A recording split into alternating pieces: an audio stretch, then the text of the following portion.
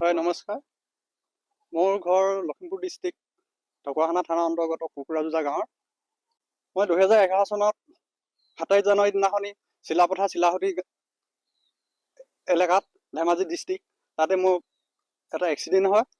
Electric কাৰেণ্টত short হৈ মই এটা এয়াৰটেল টাৱাৰৰ ঠিকাদাৰ আণ্ডাৰৰ ভিত্তিত কাম কৰিছিলোঁ। কাম কৰি থকা অৱস্থাতে এনেকুৱা দুৰ্ঘটনা হৈ মই আজি অৱস্থাত মই এনেকুৱা।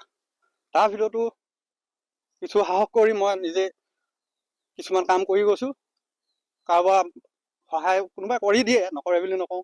তাৰ ভিতৰতো মইনো অকলে নিজে বহি কি কৰিম, কিবা এটা কৰি যাওঁ বুলি ভাবি আজি এই ভোট জলকীয়া, আজি আপোনাৰ পথাৰ সৰিয়হ মৰণা নিজে মাৰোঁ, ট্ৰেক্টৰো হওক নহওক অলপ চলাওঁ। মাজে সময়ে যাতে পুলিচ প্ৰশাসনে বন্ধ কৰাৰ কাৰণে মই সেইটো দিশ এৰি বৰ্তমান মই ভোট জলকীয়া দিশতে ধৰিছোঁ।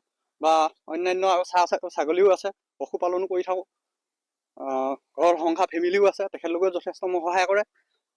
গতিকে সেই সহায় অনুপাতে মই নিজকে সাহস কৰি কিবা এটা স্বাৱলম্বী হওঁ বুলি ভাবি মই আজি এইখিনি কৰ্মত আগবাঢ়িবলৈ চেষ্টা কৰি আছোঁ। আৰু ভৱিষ্যতেও চাওঁ কিমান পাৰোঁ, আৰু ইয়াতকৈ যাতে বেছিকৈ কৰিব পাৰোঁ সেইটো ভগৱানৰ ওচৰত প্ৰাৰ্থনা জনাই মই সদায় সেইটোকে প্ৰাৰ্থনা কৰি থাকোঁ। হয়, চৰকাৰে ফিজিকেলি হেণ্ডিকেপ বুলি মই মাহেকীয়ে 1250 টকা এটা দিয়ে, পাওঁ। সেইটো অকল সেই 1250 টকাৰ পৰাতো সংসাৰ নচলে, ঘৰ নচলে। সেইটো কাৰণে বহি নাথাকি কিছু কিছু কামত ভোট জলকীয়াই হওক আৰু এনেকৈ আপোনাৰ ছাগলী ফাৰ্মে, সেইপিনে মুগা খেতি বছৰে কৰিয়ে থাকোঁ আৰু মুগা খেতিৰ পৰা যথেষ্ট ফলাফল পাওঁ। এনেকৈ কৰি কিছু কাম আগবাঢ়ি যাবলৈ চেষ্টা কৰি আছোঁ। আৰু ৰাইজৰ দৃষ্টিভংগী খুব ভালেই, বেয়া নাপাওঁ।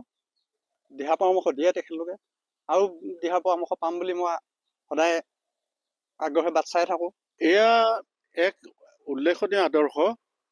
দুৰ্ভাগ্যক্ৰমে আজিৰ পৰা প্ৰায় 20 বছৰ আগতে তেওঁ দুখন হাত হেৰুৱালে। কাৰেণ্ট লগাই থাকোঁতে, তাৰমানে কাৰেণ্টৰ তাঁৰ টানি থাকোঁতে হঠাৎ কাৰেণ্ট আহিলে, হাত দুখন কাটি পেলাব লগা হ'ল।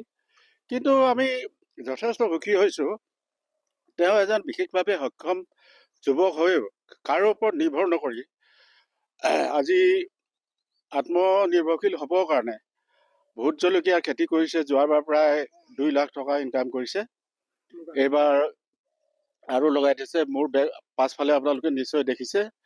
আৰু তেওঁ দুখন হাত সম্পূৰ্ণকৈ নথকাৰ পাছতো ট্ৰেক্টৰ চালনা কৰিব পাৰে, মুগা পুহিব পাৰে।